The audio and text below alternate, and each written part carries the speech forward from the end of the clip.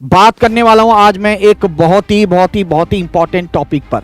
ये हर एक बच्चे की दुखती दर्द है बच्चों। और पेपर देने से पहले बच्चे सोच लेते हैं कि मैं तो फेल हो जाऊंगा क्या मैथ्स स्टैट एलआर के अंदर।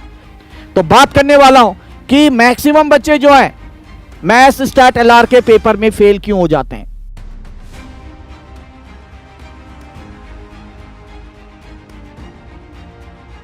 इसके लिए मैंने 3 चीजें ध्यान में रखी है। बच्चे इन 3 चीजों पे ध्यान नहीं देते हैं।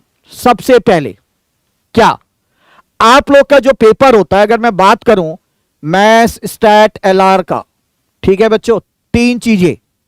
सबसे पहला तो जो है टाइम जो आपको अलॉट किया जाता है इस पेपर के लिए वो क्या है 2 आवर्स, 2 घंटे।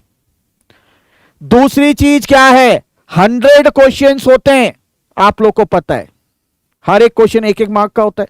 टोटल 100 क्वेश्चंस होते हैं, ठीक है। और वो क्या होता है आपका एमसीक्यू बेस्ड होता है।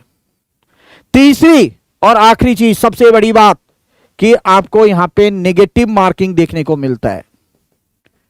नेगेटिव मार्किंग, ठीक है। क्या सच बताना आप लोग जब पढ़ते हैं तो इन चीजों पे क्या ध्यान देते हैं? नहीं देते हैं। बहुत ही मतलब मेरे ख्याल से 4 से 5% बच्चा होता होगा जो इन 3 पॉइंट्स पे ध्यान देता होगा बच्चों। तो आप सबको पता है 100 क्वेश्चंस 2 आवर्स, और अगर गलत हो गया तो नेगेटिव मार्किंग।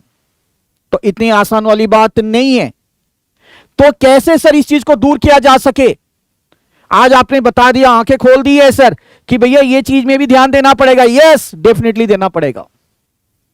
आप लोग को मान लो कि सपोज 50 लाना है, तो आप लोगों ने क्या करना है, सिर्फ ध्यान से सुनना है। वही चैप्टर्स उठाएं बच्चों, मैं बार बार कह रहा हूं, सिर्फ वही चैप्टर्स उठाएं जो चैप्टर्स आपको लगता है कि आप आसानी से कर सकते हैं। और उन चैप्टर्स का जो वेटेज है उसके वेटेज के अनुसार अगर आपको लगता है कि आपके 50 या 55 बन रहे हैं तो उन्हीं को ढंग से तैयारी करो। वैसे तो खैर आपको यह सोच के चलना चाहिए कि हाँ भाई 65-70 तक कवर करें। तो जेन्युइनली मैं अगर कहूं तो आप ये चीज ध्यान रखो कि अगर मान लो कि 50 से ऊपर लाना है, 60-70 के बीच में लाना है, तो मैं उन चैप्टर्स का सबसे पहले तो वेटेज देखूं किसका वेटेज ज्यादा है, कौन सा चैप्टर्स मुझे इजी लग रहे हैं जिसको मैं आसानी से कर सकता हूं, उन चैप्टर्स पे फोकस करना। जैसे लॉजिकल रीजनिंग वाला पार्ट वो कर लो, जैसे स्टैट्स के अंदर कुछ चैप्टर्स हैं वो करिए। मैथ्स के अंदर आपको अगर बाकी के चैप्टर दिक्कत लगते हैं तो एटलीस्ट आप रेशियो प्रोपोर्शन और आपका जो चैप्टर है एक टाइम वैल्यू ऑफ मनी वो आप जरूर करें, या इक्वेशन करना चाहते हैं वो कर सकते हैं। तो ये कर लेते हैं। तो आपने क्या करना है, तरीका क्या होना चाहिए, अपना एक टाइम टेबल बनाना है, शेड्यूल, कि देखना है कि 2 घंटे के अंदर आप कितने क्वेश्चंस निकाल पा रहे हैं। इस 2 घंटे के अंदर आपके कितने क्वेश्चंस करेक्ट हो रहे हैं, कितना गलत हो रहा है, नेगेटिव मार्किंग कितनी हो रही है, और क्या आप इसको 60 या 65 के अंदर ला सक रहे हैं मार्क्स। जब तक ये नहीं हो रहा है तब तक आपने टेस्ट देते रहना, उन चैप्टर्स का बार बार टेस्ट देते जाना है। ये मत करो कि भाई सेट्स भी कर लिया, आता नहीं है जबरदस्ती करना है, डेरिवेटिव इंटीग्रेशन नहीं आता है वो भी करना है, नहीं।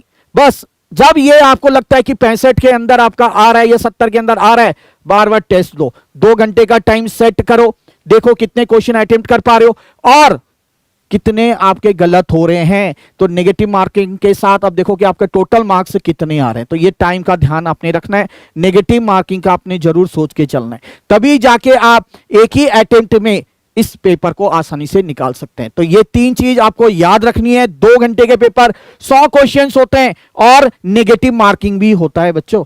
तो जरूरी नहीं है कि 100 के 100 क्वेश्चन करो। तो मैंने स्ट्रेटजी क्या बताई, उन चैप्टर्स को देखो जिसका वेटेज ज्यादा है, जिनको कम से कम करने से आपको 60 से 65 आ सकते हैं, उनको बार बार प्रैक्टिस करना है, टेस्ट देना है, बार बार देखो कि आपका नेगेटिव मार्किंग कितना आ रहा है, आपके एग्रीगेट कितने बन रहे हैं।